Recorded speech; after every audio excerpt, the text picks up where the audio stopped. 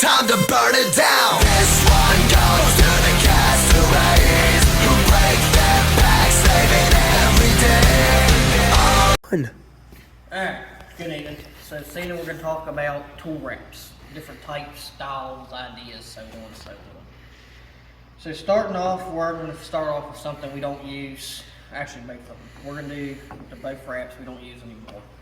Starting off here on this 6-foot hook, you're going to see this wrap called Firefighter. Excuse me. So we really don't use it that much anymore. One, at the price. Two, once you put it on, it does not come off. It's proven. We cannot get it come off unless you sand it or grind it down. So that was kind of our biggest reason we moved away from it, is once it's on, it's on. So that's Firefighter. Next, you're going to see down at the bottom a short hook with grip tape. I think that's what they call it. So the grip tape, it looks cool, but that's about it. The downsides of it are, one, the price. I got some a while back and it was outrageous.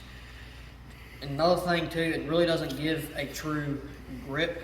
All it is just like sandpaper is how I can explain it. So if you're pulling the ceiling, your glove slides up down the pole, or whatever the case may be, it's going to ruin your glove, essentially. Because like I said, it's just like sandpaper. I really don't see any plus side to the grip tape. That's just my opinion. So what we do now, and what we have found to work the absolute best, everybody has loved it, is hockey tape. You can get it anywhere, Amazon, hardware stores, shoot, maybe even Walmart carries it. So what I like about the hockey tape is you can put anything underneath of it to make a grip. So we'll start with the simple one. Here I have a mallet. All it is hockey tape around the handle. There's nothing under it. It just gives a little texture and a little better grip and better handling of the tool. So that's just wrapping the tool with nothing under it. Next is this Halligan bar. We have small gauge wire underneath of it. So we decided to do the top end of the Halligan bar because if you do the bottom end towards the fork, to me, if you're in a confined area, you got to strike the bottom of your fork. I'd rather run my axe down this shaft versus run it down over tape and the grip and everything else. That's just personal preference. But light wire, it gives a pretty good grip, if you can see it there. Next, this is on my personal hook.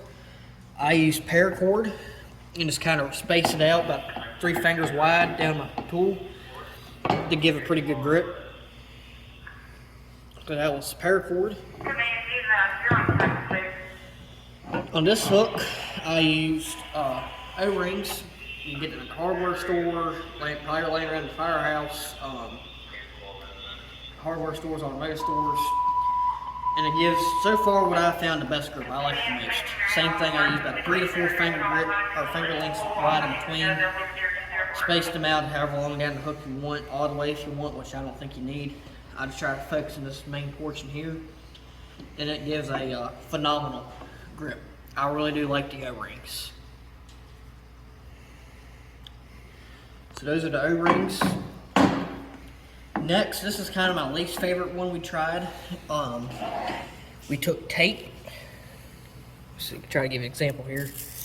We took tape and just twisted it up till it's tight like this. I don't remember what tape we used exactly.